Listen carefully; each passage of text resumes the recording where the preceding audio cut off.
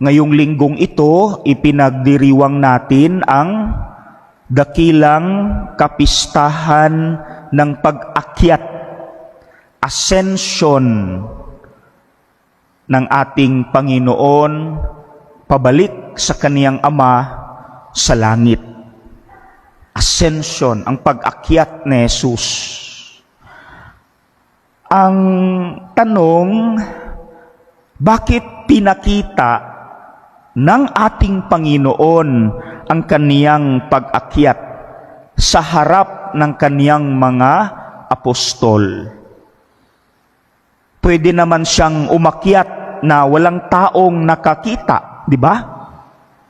Bakit pinakita niya sa harap ng mga apostol ang kaniyang pag-akyat sa langit?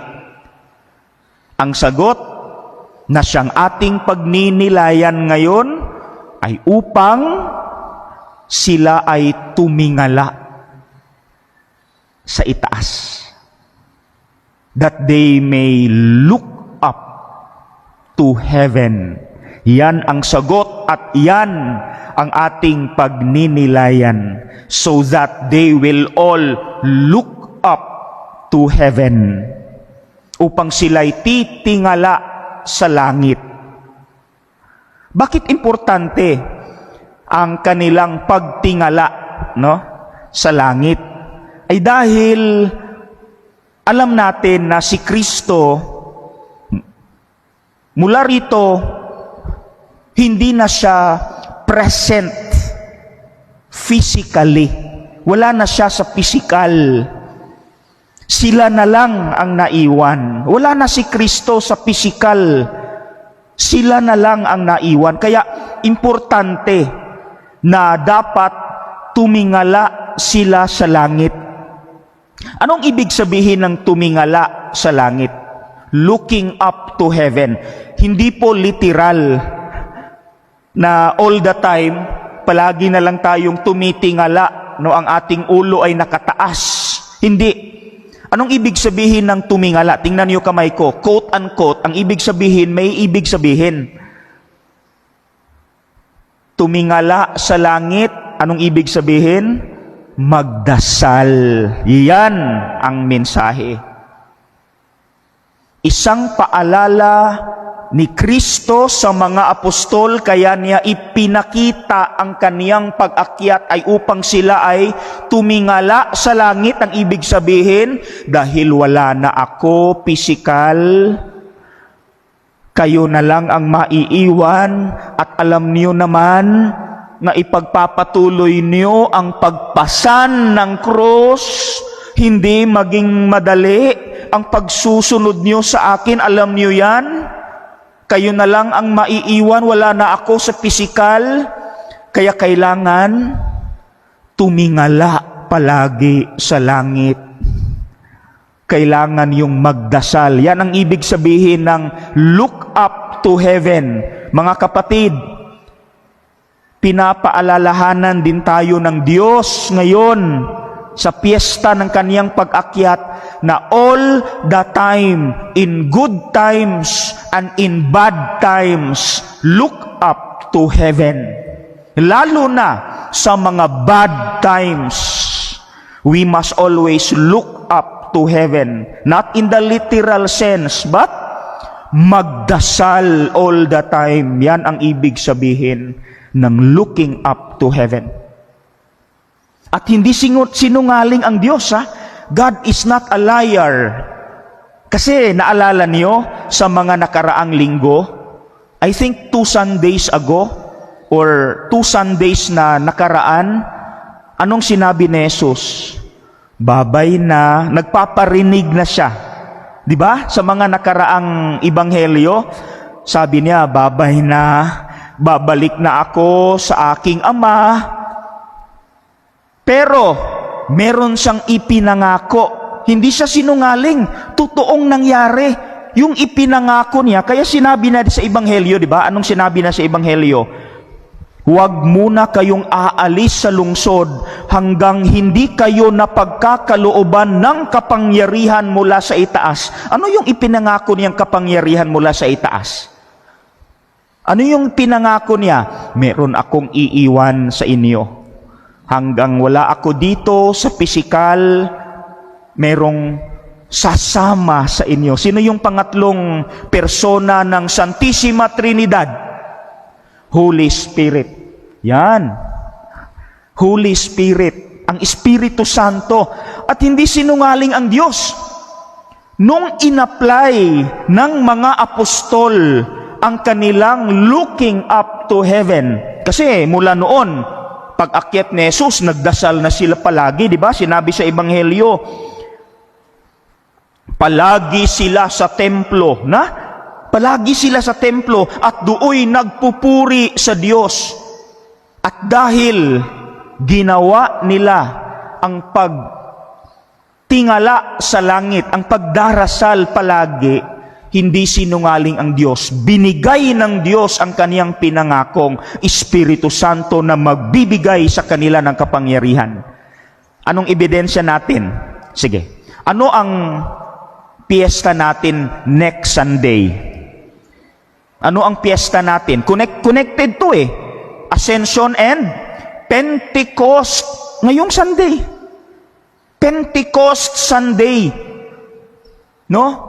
Yung pagparamdam ng Espiritu Santo sa pamamagitan ng apoy sa kanilang mga ulo. Pentecost.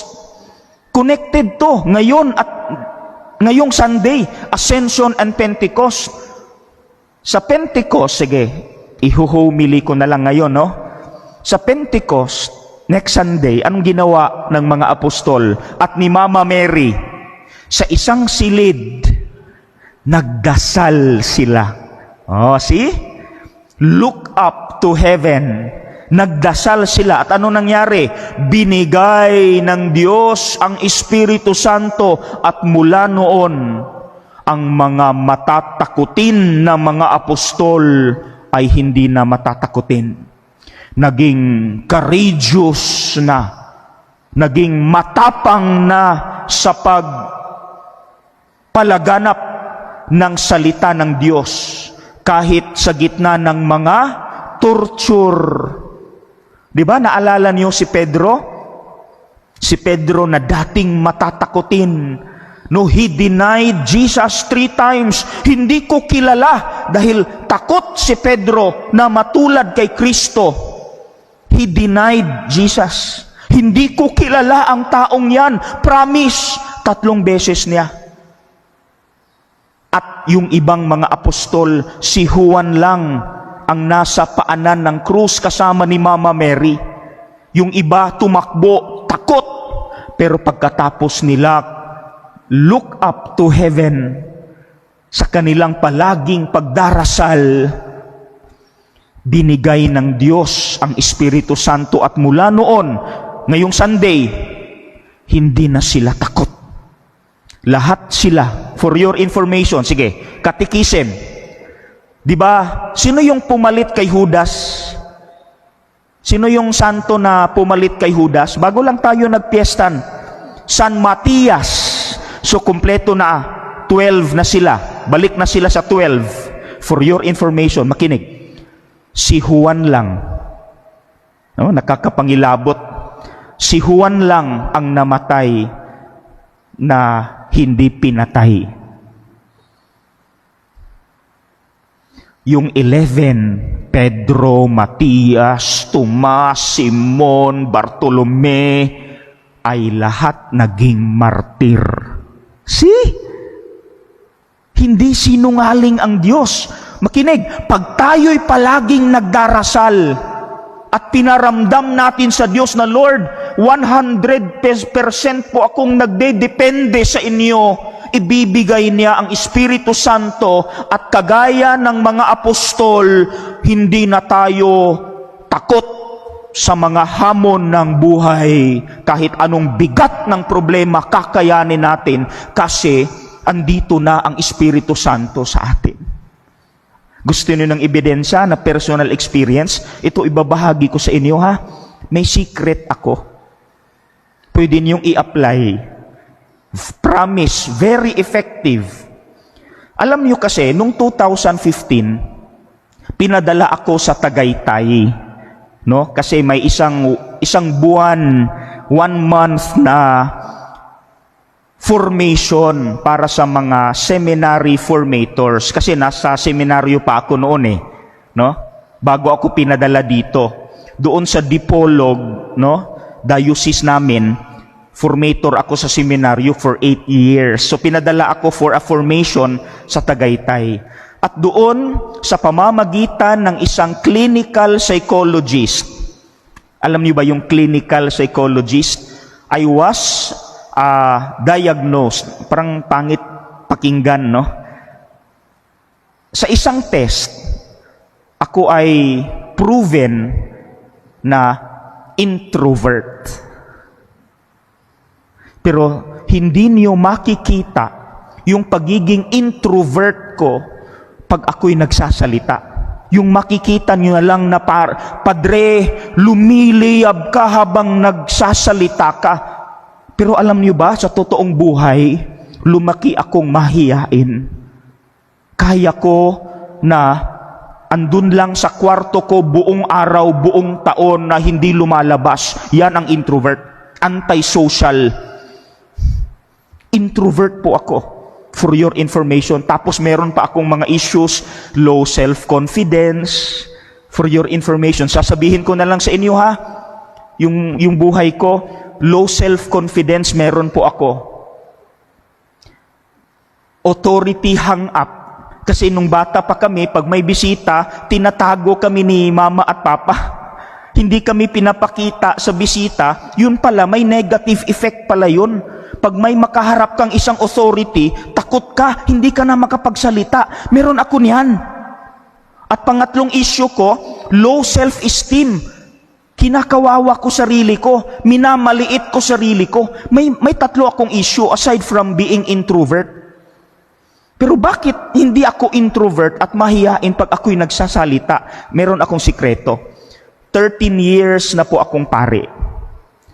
At to tell you honestly, kahit 13 years na akong pare at hindi ko na mabilang ang beses na ako'y nagmisa, natatakot pa rin ako. Nahihiya pa rin ako. Nag-aalala pa rin ako bago magmisa.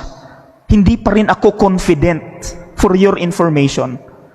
Kaya habang nagbabasa ang lektor, doon sa upuan, ito yung sekreto ko, meron akong sinasambit na dasal at pwede niyong gamitin. Ano yung sinasabi ko? Fire, Holy Spirit, fire. Binabalik-balik ko habang nakaupo ako dyan at nagbabasa ang lektor. Fire, Holy Spirit, fire. Apoy, Espiritu Santo, apoy, lumiyab ka. Espiritu Santo, lumiyab ka. Binabalik-balik ko yan hanggang mag-aleluya. Pagtayo ko dito, sinasambit ko pa rin yan. Fire, Holy Spirit, fire. Fire, Holy Spirit, fire. Kasi pag ako lang, hindi ko kaya to. Introvert ako eh. Baka hindi na ako makapagsalita sa harap ng maraming tao kasi may marami akong issue sa buhay. Pero ako'y nagtataka. Pagdating ko dito sa pulpito, hindi na ako ang nagsasalita. Promise.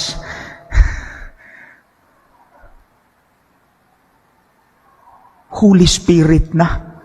Apoy ng Espiritu Santo na. Kaya ako lumiliyab. Kaya nakikita niyo, si Father Dags lumiliyab pag nagsasalita.